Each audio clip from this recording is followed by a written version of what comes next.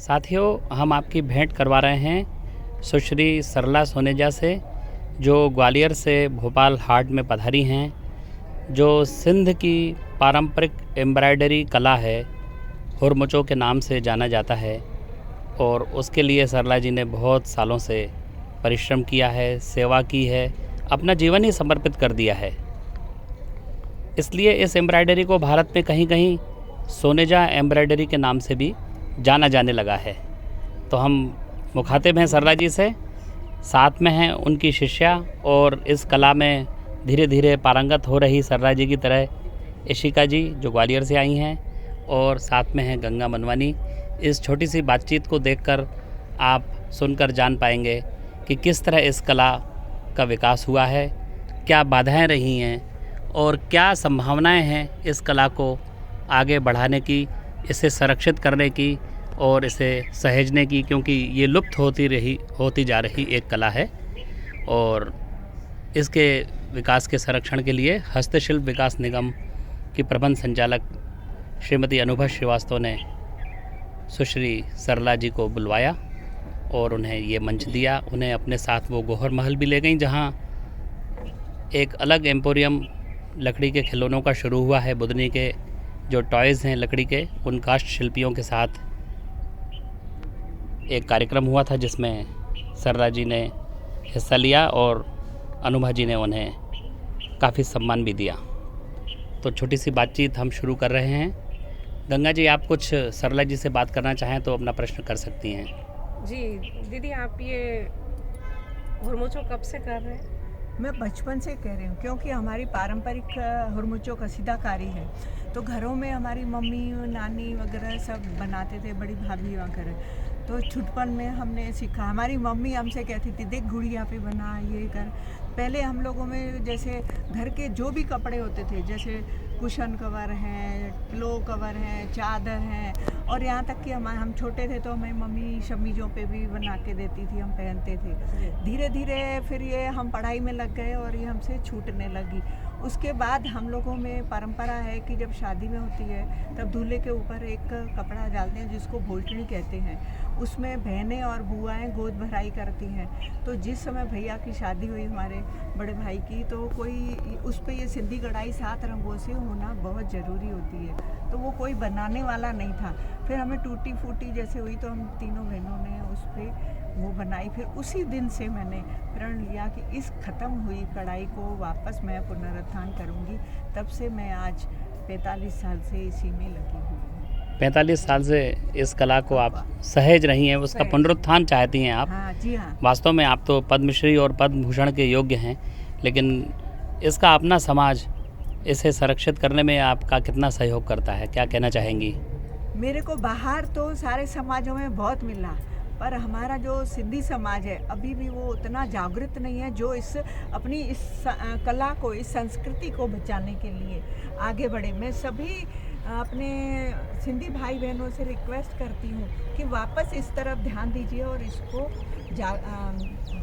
इसको जागृत करने में, इसको अपना संरक्षण देने में सब हमारा सहयोग करें। इसके प्रचार के लिए कुछ आपने पुस्तिकाएं भी प्रकाशित की हैं, अभी मैं गंगा जी के हाथ में देख रहा था, तो क्या उनके बारे में आप बताएंगी कि इनसे क्या आपको मदद मिली है और सोशल मीडिया से क्या मदद मिली है?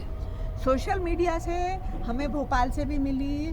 पहले सिंह साहब थे हमारे जनसंपर्क में, और अभी अशोक मनमानी जी हैं, वो भी हमको करते हैं। और हमारे लोकल जो सारे मीडिया हैं वो समय समय पर हमको करते रहते हैं जब भी हम एग्जीबिशन वगैरह लगाते हैं। मैंने शुरू से ही सबसे पहले मैंने ये ग्वालियर में एक एग्जीबिशन लगाई थी बहुत बड़ी।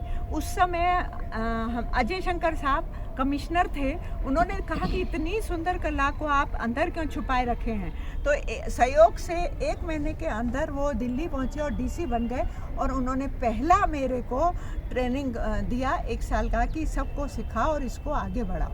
वे डीसी मतलब डेवलपमेंट कमिश्नर हस्तशिल्प, जी हाँ, भारत सरकार। हाँ, सेंट्रल गवर्नमेंट। वहाँ से भी आपको प्रमोशन मिला है? जी, और अभी भी बीच बीच में मिलता रहता है कभी भी।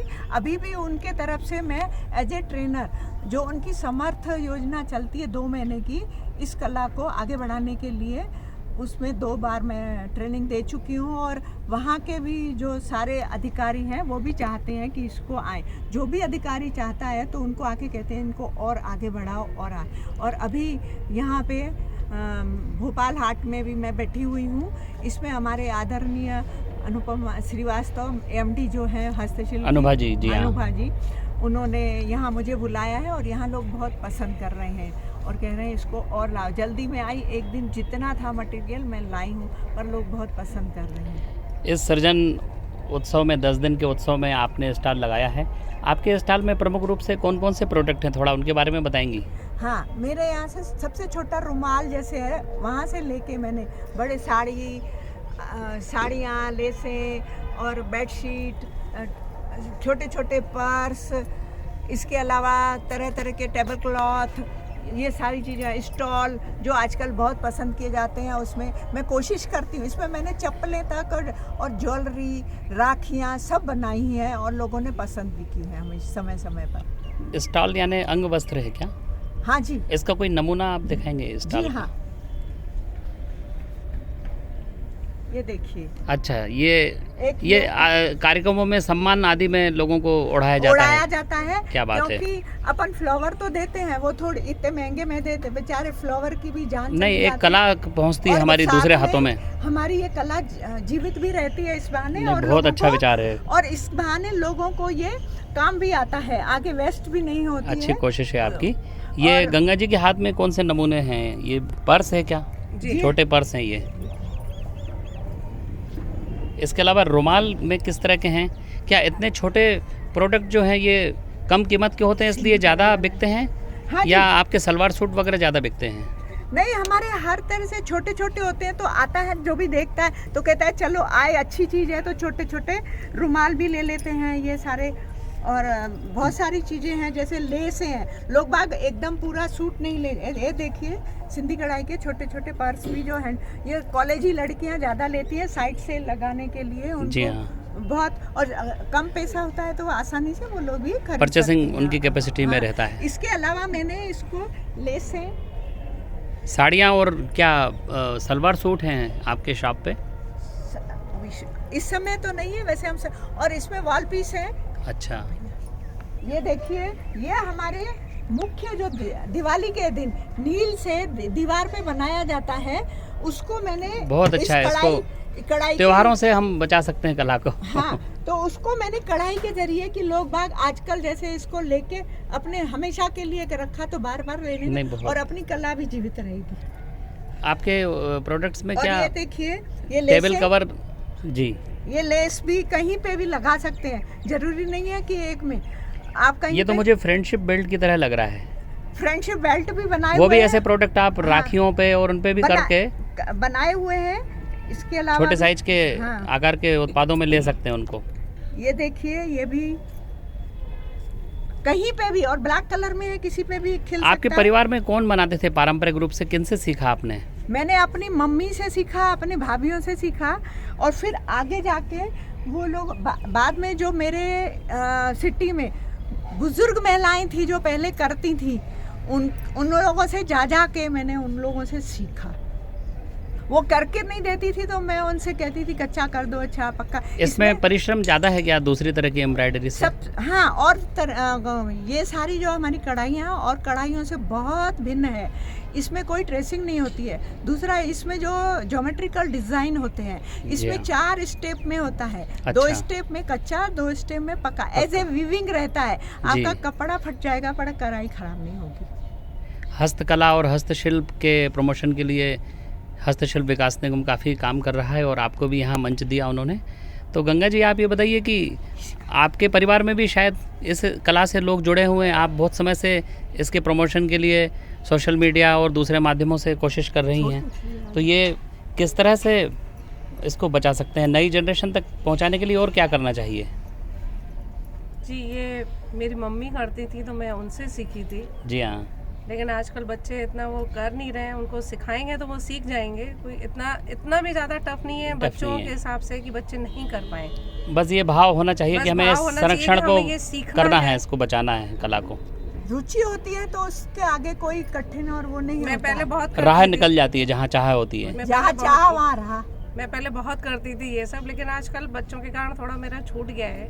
नहीं, परिवार की लेकिन फिर देखभाल से- और ये सब जिम्मेदारियाँ आपको बाधा तो पैदा कर सकती हैं पर रोक नहीं सकती। इशिका जी, आपको कैसे मोटिवेशन मिला? आप तो ग्वालियर से हैं और आपके माता पिता ने इसमें आपको हिम्मत बढ़ाई या उन्होंने कहा कि ये काम फालतू काम कोई कर रही हो? नहीं, मम्मी पापा मतलब मम्मी ने भी इसको करने के लिए बोला जी। आगे, फिर मैम को देख के उनसे सीख कर इससे और आगे। इनके साथ आप प्रदर्शनी में और बिक्री के जो स्टॉल कहीं लगते जाती हैं साथ जी असिस्टेंट बनकर, और ख़ुद भी आप एक आर्टिस्ट हो गई अब तो। जी सर। अभी मैंने देखा कि आप बना रही थी, आप क्या बनाने जा रही हैं थोड़ा बताइए। ये गणेश जी का मंदिर बनेगा। अच्छा। वॉल पीस ही रहेगा। जी जी, ये टेबल कवर है, वॉल पीस कहते हैं क्या इसको? अच्छा, जो इंटीरियर है हमारा उसमें ये नई चीज़ आई है वॉल पीस। वॉल पीस ये धीरे धीरे पॉपुलर हो रही है बहुत और इसमें हज़ारों की पेंटिंग्स लगाते थे लोग, अब इसमें हैंडीक्राफ्ट को यूज़ कर रहे हैं। यूज़ कर रहे हैं बहुत अच्छी बात है। और रिलीजियस वो उसका है ये बैकग्राउंड। सारा। और ये मोटिव आपने लगभग बना लिया है ये, अभी चल रहा है इसका काम। जी चलिए, आपको इस बातचीत के लिए सभी तीनों को बहुत बहुत धन्यवाद, सरला जी, गंगा जी और ऋषिका जी। धन्यवाद। और हम कामना करते हैं कि ये कला फलेगी फूलेगी और बहुत आगे बढ़ेगी। इसे हम लुप्त होने से मिल के अपने प्रयासों से ज़रूर बचा लेंगे। बहुत बहुत धन्यवाद। धन्यवाद।